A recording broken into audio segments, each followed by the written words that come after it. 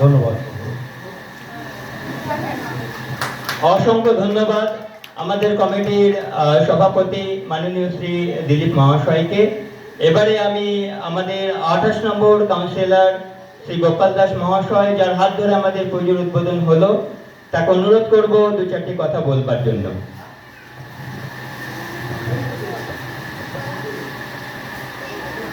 নমস্কার, শুভ সন্ধ্যা। আজ ফোরসাইড গ্রিনলিফ রেসিডেন্টের যে দুর্গা উৎসব আয়োজন হয়েছে, আজকে মহাপঞ্চমী। এই পঞ্চমী তিথির পূর্ণ লগ্নে আমি সবাইকে, এখানে অধিবাসী বৃন্দকে আমি জানাই আন্তরিক অভিনন্দন। আজকে ওনারা বারবার বলছেন যে আমি আসাতে গর্বিত হয়েছি, কথাটা ঠিক নয়। আপনারা আমাকে ডেকেছেন, তার জন্য আমি সত্যি কৃতজ্ঞ। কেননা একটা বস্ত্র বিতরণ হলে সেখানে যদি কেউ বস্ত্রটা নিতে না আসে, সেই বস্ত্র বিতরণের কোনো মাধুর্য থাকে না। আজকে যদি আপনারা এখানে না ডাকতেন, তাহলে আমার এখানে আসার ইচ্ছা থাকলেও আমি আসতে পারতাম। যাই হোক, দেখুন, আমরা বাঙালি, আমরা উৎসব প্রেমী মানুষ।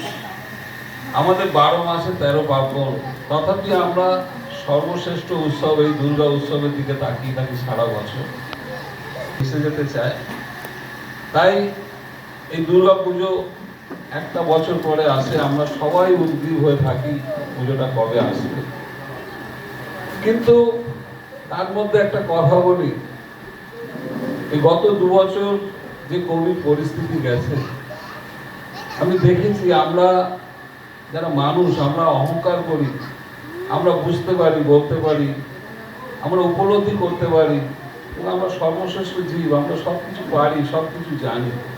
কিন্তু আমি দেখেছি আমার বাস্তব অভিজ্ঞতায়, যেহেতু আমি একটা রাজনীতি আঙিনায় আছি, ভাই আর এক ভাইকে ছেড়ে পালিয়ে যাচ্ছে, বাবাকে রেখে আর এক ভাই চলে যাচ্ছে, কেন 2 বছর পৃথিবীতে বেশি থাকার জন্য, যদি কোভিড রোগে আক্রান্ত হয়।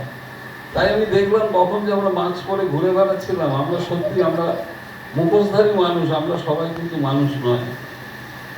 সদ্য দেখুন একটা ঘটনা ঘটে গেছে, আরজিকর ঘটনা।